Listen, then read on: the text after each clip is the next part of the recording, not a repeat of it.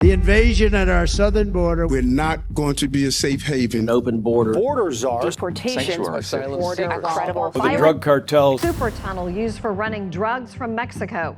It's located outside San Diego. Imagine finding out there's a whole second border hidden under the real one. Long tunnels with lights, rails, and ventilation, running beneath parking lots and quiet neighborhoods. 6 people are under arrest tonight after U.S. authorities discovered a drug tunnel between San Diego and Tijuana. For years, they moved drugs and money with almost no risk. They were undetectable, too deep or remote to be found. But that changed when new AI technology finally started spotting what the human eye could not. A second border underground, how cartels built hidden highways. Imagine walking underground in a narrow hallway where the ceiling is just above your head, the air is heavy, and cold water drips from the concrete. Your boots are on steel rails instead of a normal floor. Cables run along the walls, a fan hums somewhere ahead, and the only way out is back the way you came. This is not a subway or a mine. It is a cartel tunnel under the line between Mexico and the United States. In early 2020, agents in California gave the public one of the clearest looks yet into that hidden world. They had found a tunnel running from an industrial area in Tijuana to a warehouse district near San Diego. It stretched for about 3/4 of a mile, roughly 4,300 feet, under the border, and dropped to around 70 feet below the surface. Inside were steel rails for carts, timber and concrete supports, electric lights, forced air ventilation, an elevator at the entrance, and drains cut into the floor to carry away water.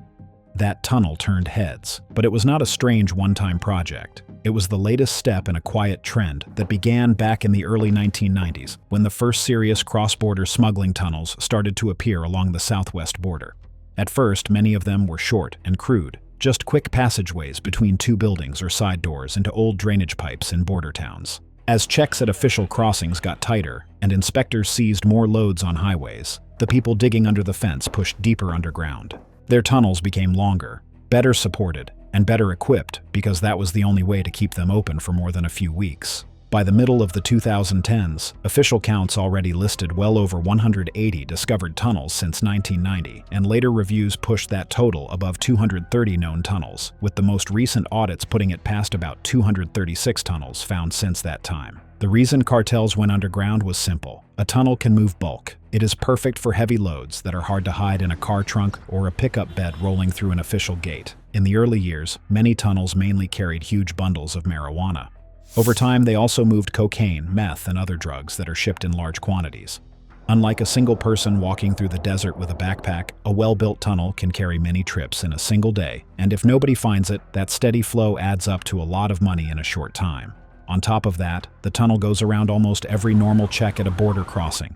There is no passport booth, no x-ray machine, no drug dog. The entrance is hidden inside a house, a garage, or a small shop on the Mexican side. The exit is buried inside a warehouse, storage unit, field, or storm drain on the United States side. Workers roll the loads out of the shaft, stack them inside a truck parked indoors, close the doors, and drive straight to a highway.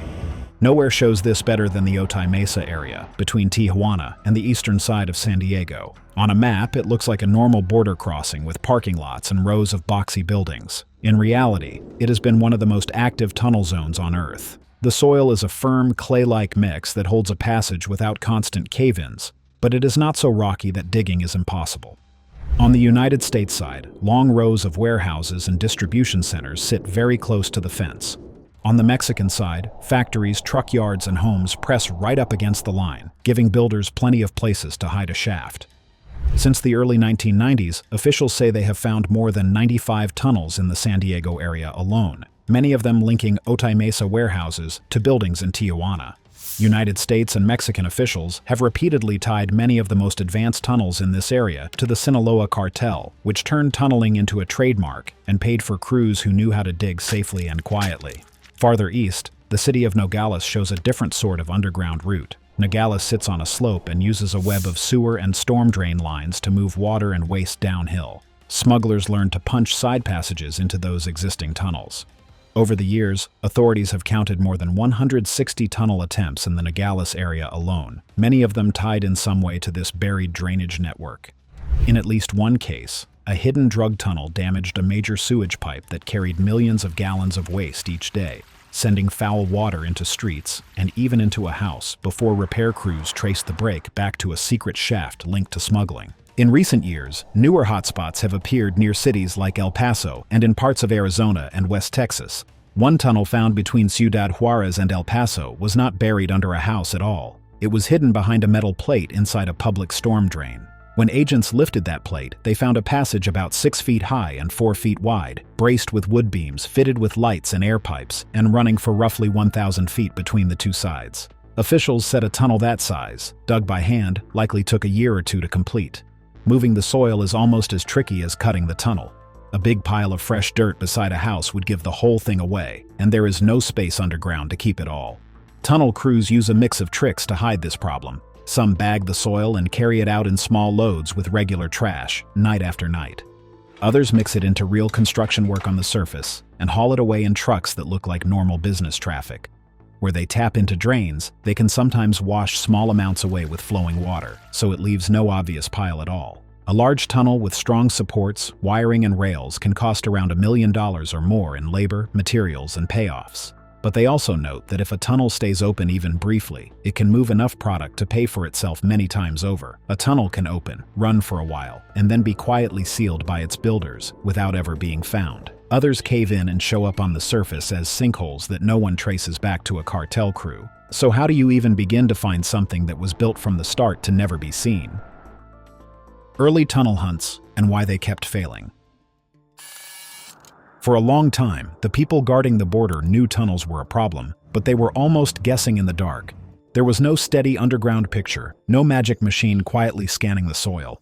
A lot of early discoveries started with human tips. An informant inside a cartel group would whisper that there was something under that warehouse. A long-running investigation into a drug crew would finally point to one specific garage or storage yard. Agents would hit the location, pull up a false floor, or move a stack of boxes. And there it was, a hidden shaft dropping into the ground. Many other finds were pure accidents. In Nogales, Arizona, for example, some cross-border tunnels were exposed during routine checks of shared drainage pipes under the border. In other cases, a patch of pavement sagged, or a small sinkhole opened after rain, and the hole in the road turned out to sit right over a tunnel roof. Those wins felt good in the moment, but they were also a warning. If you are only finding tunnels when the ground literally caves in, you are missing a lot. If you know tunnels exist, and you have no solid way to see them, that is a serious weak spot. In 2012, the department's Inspector General reviewed Customs and Border Protection's early tunnel strategy and said that the agency still did not have the technological capability to detect cross-border tunnels on a routine, reliable basis. The review pushed CBP to set up a dedicated office to focus on tunnels, known as the Tunnel Program Management Office, and to start building a proper tunnel detection and technology program. The program was supposed to coordinate what gear was bought, run tests in real soil instead of just in lab slides, help field agents map tunnels safely after a discovery, and share lessons learned between border sectors. At the same time, the Science and Technology Directorate, the research arm inside DHS, launched its own tunnel detection and surveillance projects. The goal was to develop tools that could predict, detect, track, and stop secret tunnels, working closely with Border Patrol. By the late 2000s and early 2010s, several types of technology were being tried. One of the most talked about tools was ground-penetrating radar. This is a radar unit that sends pulses of energy into the soil and listens for echoes that bounce back from anything that looks like a gap, a pipe, or a solid object. Agents pushed small radar carts by hand or drove truck-mounted systems along parts of the border, hoping a tunnel would stand out as a clear signal. We are going on a journey deep underground at the U.S.-Mexico border into the tangle of tunnels used to traffic not only drugs, but also high-level drug kingpins themselves. There were also unattended ground sensors, small devices buried in the dirt that listen for vibrations from digging or footsteps. Other trials used equipment from the world of geophysics, microgravity meters that can pick up tiny changes in gravity caused by an underground void, and electrical methods that send a current into the soil and look for places where the signal behaves differently, which might mean a hidden space. On briefing slides, it all looked promising. In PowerPoint, you can draw a neat tunnel, show a bright line on a radar image, and claim a high success rate. In the desert, it was messier.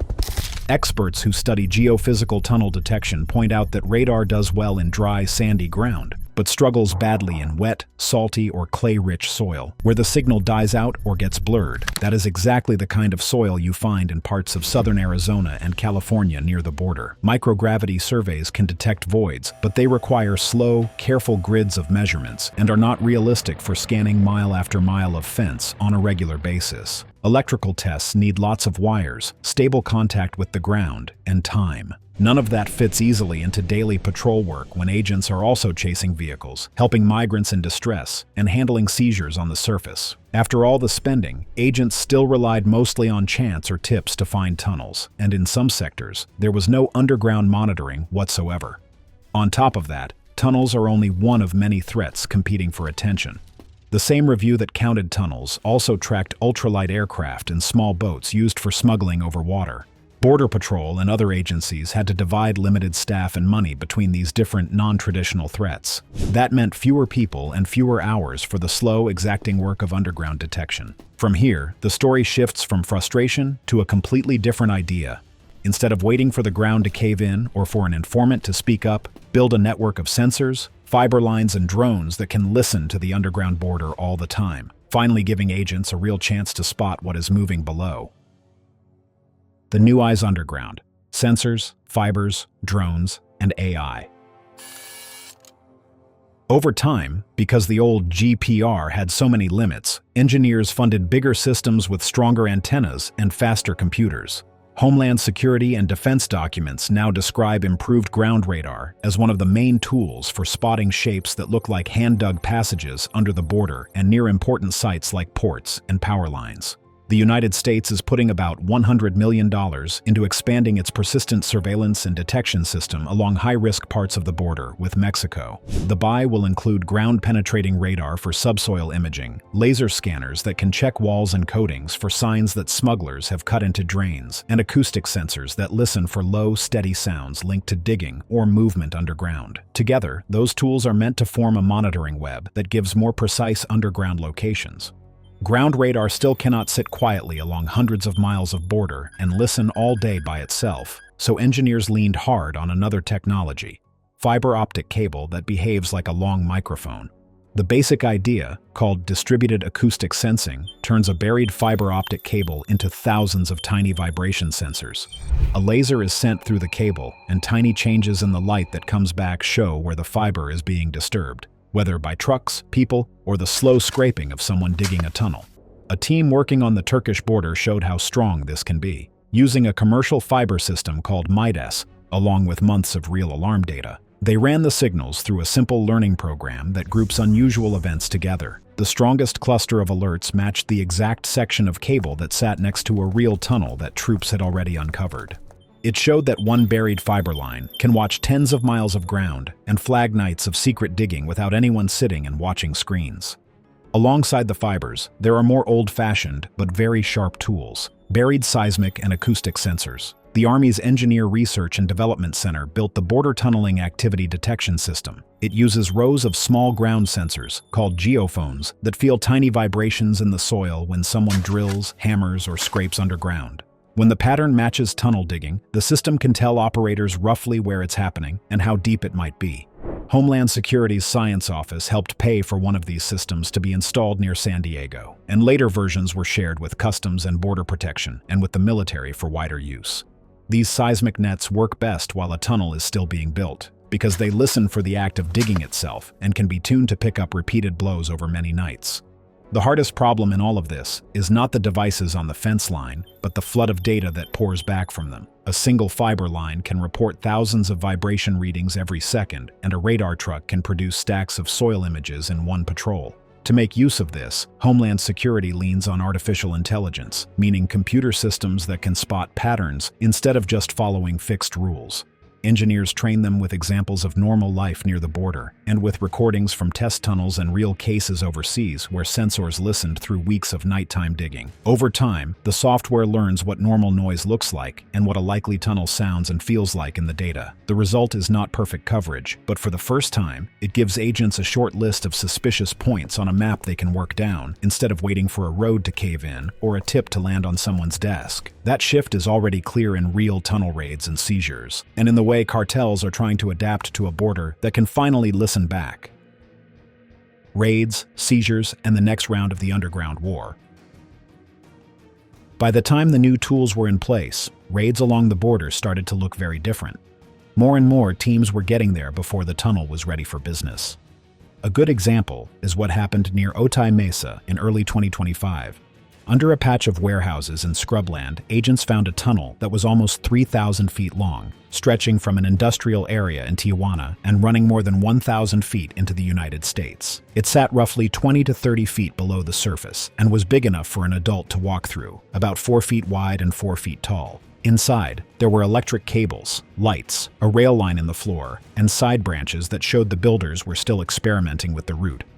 Officials said it was unfinished and did not yet have clear signs of drug loads moving through it. Once a tunnel like that is exposed, the job is only half done. Crews have to make sure no one can ever use it again. Under federal law, the United States side of a cross-border tunnel must be filled in, even if the Mexican side is still open.